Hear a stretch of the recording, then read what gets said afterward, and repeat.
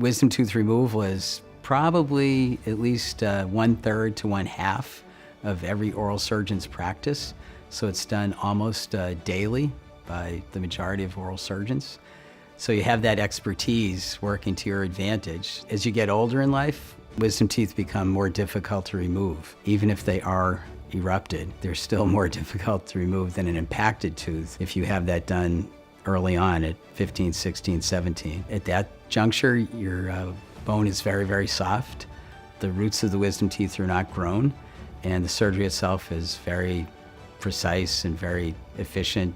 As you get older, your bone becomes more dense, more calcified, and the roots of your teeth grow fully. Both of those things make it very difficult to remove, and certainly recovery becomes challenging as well. If you had one recommendation to make to people, it would be have your wisdom teeth out when you're young.